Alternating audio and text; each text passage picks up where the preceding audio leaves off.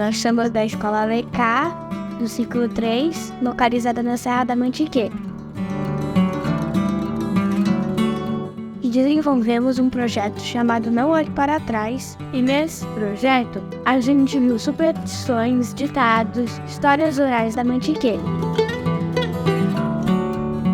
Algumas pessoas nos ajudaram a construir o repertório das nossas histórias, no caso, São Manuel, Alice e a Rosiane. A Poliana, que também nos ajudou, ela é contadora de histórias e a gente se inspirou em algumas das histórias dela para fazer esse podcast. O ciclo 3 apresenta Em Volta da Fogueira!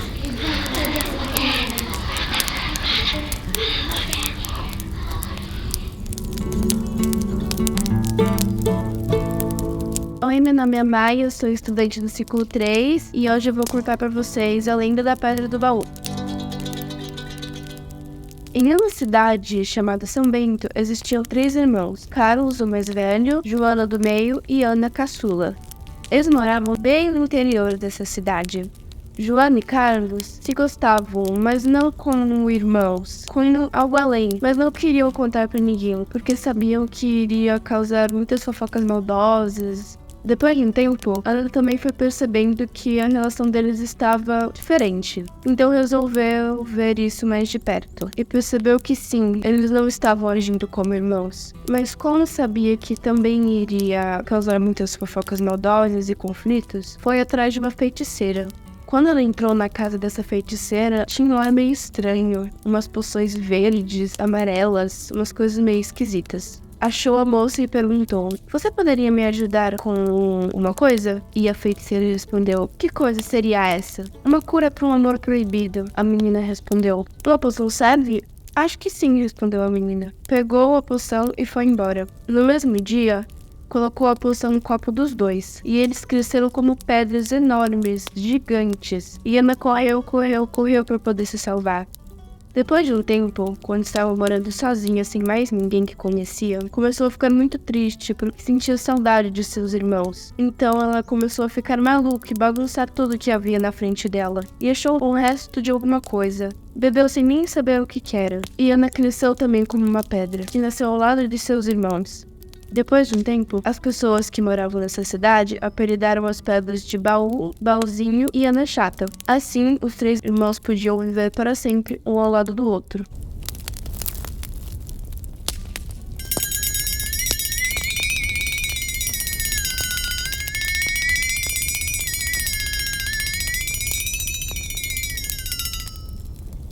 Oi, meu nome é Clara, eu tenho 11 anos e eu vou contar uma história que se chama Lara.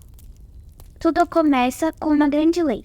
Dizem que tinha um escravo que morava lá naquela árvore. Ela tem mais de 100 e tantos anos e tem uma porta. Aí diz que antigamente, o escravo morava lá. Diz ela que tem um escravo que mora dentro de um tronco de árvore. Todos de Libra não estiveram perto de lá. Ninguém sabe por quê ou como ele foi para lá. Somente eu. E agora eu vou contar a vocês como isso aconteceu. Há muito tempo atrás, existia uma grande fazenda aqui na Serra da Mantiqueira, onde havia muitos escravos. Um deles era José, um menino já nascido escravizado. Morava somente com sua mãe, pois seu pai havia sido vendido pelo dono da fazenda. O menino teve curiosidade em conhecer o pai, porque era uma figura desconhecida. Uma certa vez, sua mãe estava agachada, cuidando da plantação de café, e ele se agachou ao lado e perguntou: "Mãe, você acha que um dia eu posso conhecer o papai?" "Não sei, filha." "Mãe, e se ele estiver morrendo?" "Não sei, filho. Eu queria tanto conhecer o papai, mãe." "Se você quer tanto isso, filho, preste atenção. Tem um jeito de você ver ele. Tem um jeito." "E qual seria esse, mãe?" "Se acalme. Sua avó me contava quando tinha a sua idade que, se você chegar em um tronco de árvore e pensar que sua família está lá, com tanta força, vai se abrir uma grande porta e você vai conseguir entrar lá. E assim, você vai ver toda a sua família reunida." O tempo passou e eles nunca mais conversaram sobre isso, por medo que descobrissem algo que pudesse prejudicar eles. Muitos anos mais tarde, nossa história volta quando José já era um moço e sua mãe havia acabado de morrer. Ele estava bem triste porque ele era a única pessoa que ela conhecia. Eles tinham um grande amor. José pensava todas as noites em sua mãe e como ele a amava. E uma dessas noites, ele se lembrou daquela conversa que teve com sua mãe há muito tempo atrás. Se lembrou que ela disse: "Filho, se você chegar em um jogo de árvore, pensar que sua família está lá com tanta, mas tanta força, vai se abrir uma grande porta e você vai conseguir entrar lá." Ele ficou muito feliz por se lembrar disso, porque pensou que podia ser uma chance de poder rever sua mãe, que ele tanto amava. A noite passou e no dia seguinte ele acordou cedo para ir cuidar da mesma plantação de café, no mesmo lugar onde teve a conversa com a mãe dele. Ele começou a bolar vários planos para conseguir fugir da fazenda, mas ele sabia que ia ser impossível, e ele sabia que nunca ia ver sua mãe, mas ele tentou. Ele se lembrou de uma grande árvore que dava para ver quando o muro era menor. Ele começou a correr naquela direção, pensando que estava lá. Ele não tinha nenhuma certeza do que ia acontecer com ele. Ele só correu e correu, mas ele chegou num muro, uma grande barreira que ele não ia poder quebrar. Ele já sabia que o capitão do mato ia chegar logo. Ele começou a ouvir os seus passos, cada vez mais perto. Por fim, ele se encostou no muro e sentou no chão, pensando com tanta força na sua mãe, no abraço aconchegante nela, na sua voz macia. Ele então veio e sentiu uma grande escuridão que domou seu corpo inteiro. Ele já não estava mais naquela fazenda. Ele estava em outro lugar, um lugar belo, como a casa de seus patrões, até mais bonita. Lá tinha um grande janelas lindas que entravam uma luz do sol tão aconchegante. Mas o que mais confortava José era ver que sua mãe estava lá. Ele foi correndo a dar um abraço que ele nunca tinha dado antes. Depois disso, a família toda se reuniu e eles ainda estão lá. E agora eu sei porque pedem para não chegar perto de lá. É porque você não precisa acabar com o sossego de alguém que está feliz.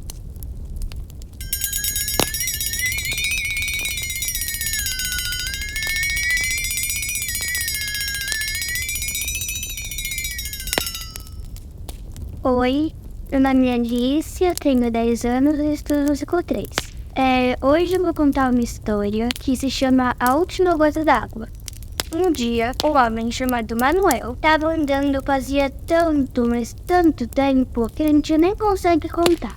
Ele estava com tanta sede. Nossa, quem dera, uma gotinha de água já ia melhorar tudo. Não aguento mais andar.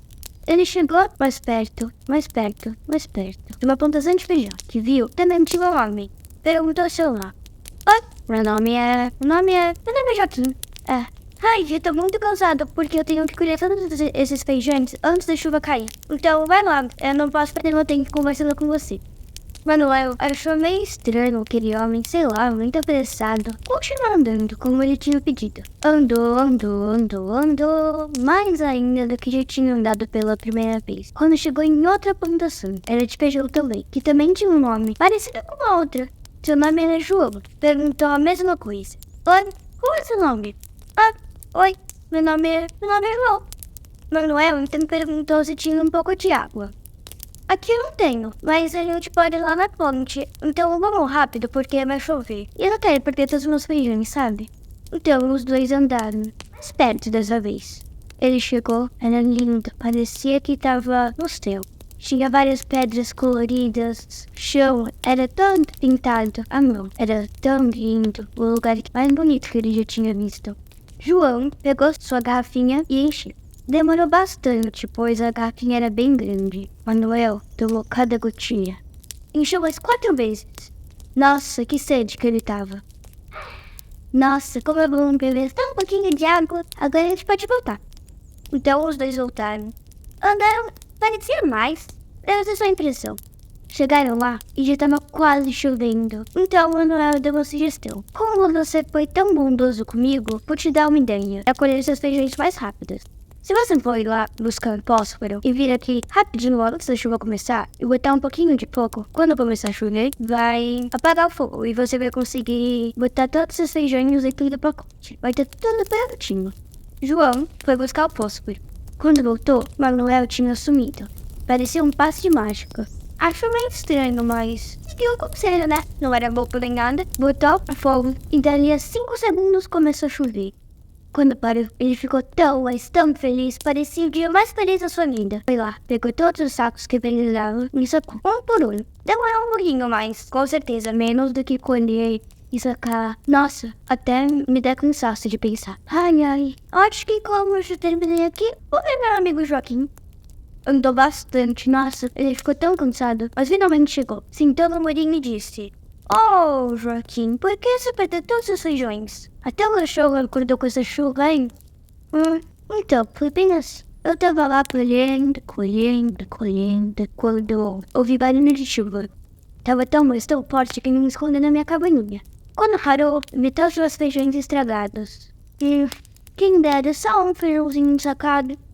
Ah, Joaquim, da próxima vez que for chover, eu tenho uma dica. Você vai lá na sua cabaninha, se tiver um isqueiro ou fósforo, tanto faz. Pega e bota um pouquinho de fogo na sua plantação. Quando chover, vai apagar. Joaquim ficou muito ansioso com a dica. Nossa, que bela dica. Até um pouco no dia. Os dois ficaram lá por muito tempo, conversando. Aquele homem era meio estranho. Estavam conversando sobre isso. De repente, quando já era quase de noite, os dois viram um clarão no céu. Nossa, o que será isso? Os dois conversaram por muito tempo. Viram outro clarão. Então os dois chegaram à mesma conclusão e falaram ao mesmo tempo. Ele era Jesus?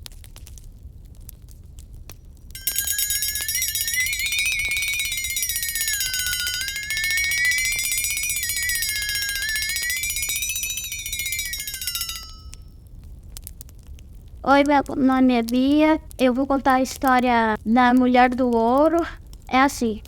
Era uma vez, eu, meu e a Maia começamos a dormir. Aí a Maia me acordou meia-noite. Ô, Bia, pensei numa história muito legal que vai te assustar. E eu falei, não vai me assustar nada. Eu não tenho medo. Aí eu dei um susto na Maia.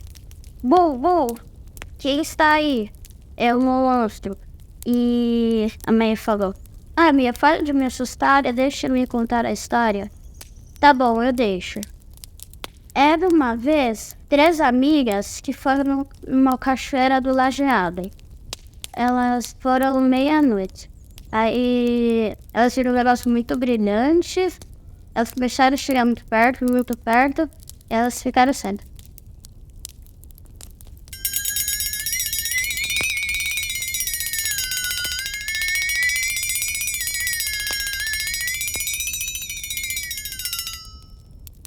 Oi, meu nome é Laura e hoje eu vou contar uma história que se chama Leite de Lua Cheia.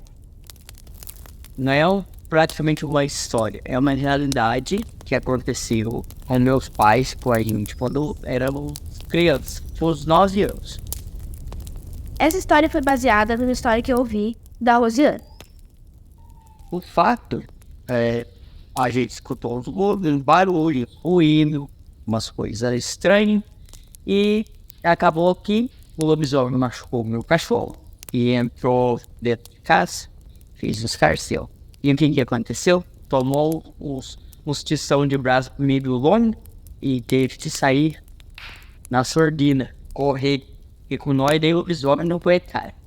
Olá, meu nome é Rosiane. Hoje eu vou contar uma história que eu e minha família negociamos.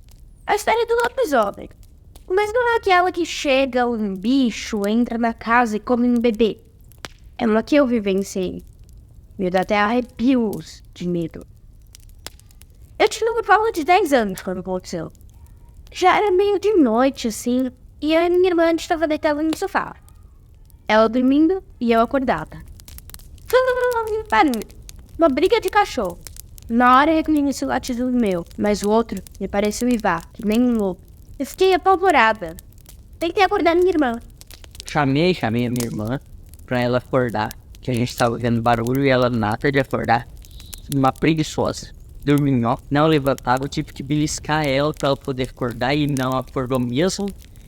Quando cutucava da minhoca, o bicho entrou em casa. Eu fiquei horrorizada porque era um lobisomem. Até larguei minha irmã no sofá e fui correndo chamar meus pais e meu irmão. Chegando no quarto dos meus pais, acordei meu pai. Pai! O lobisomem tá ali, pai, na sala, na cozinha, o lobisomem entrou pra dentro. Tá bom. Já tô acordando. Vai acordar seu irmão.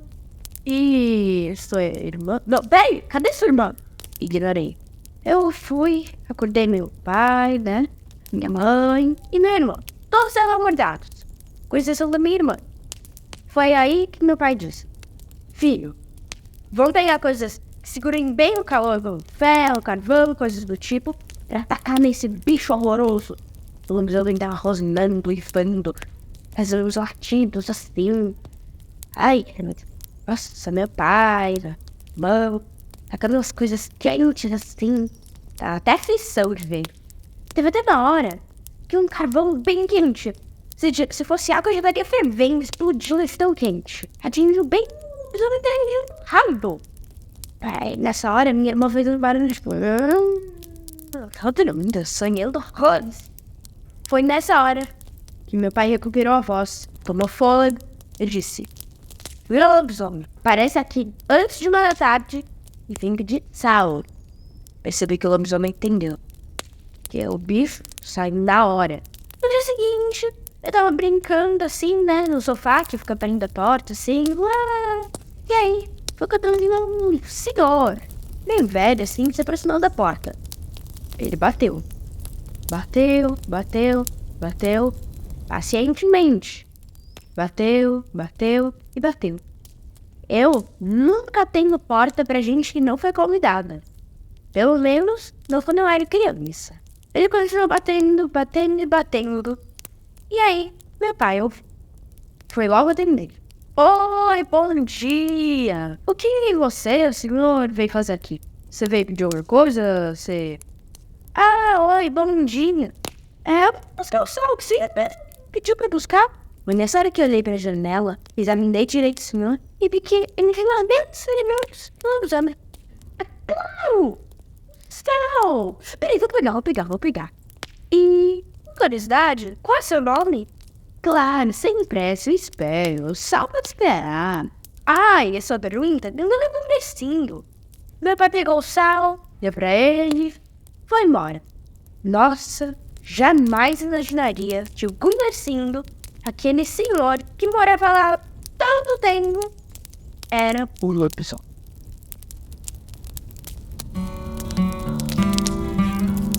Esse foi mais um episódio do Em volta da fogueira! realizado em junho de 2023 pelos estudantes do ciclo 3 da Escola Alecá, localizada em Santo Antônio do Pinhal, na Serra da Mantiqueira. Não perca também o segundo episódio do nosso podcast. Este projeto foi criado e realizado sob a orientação do professor Leonardo Matos.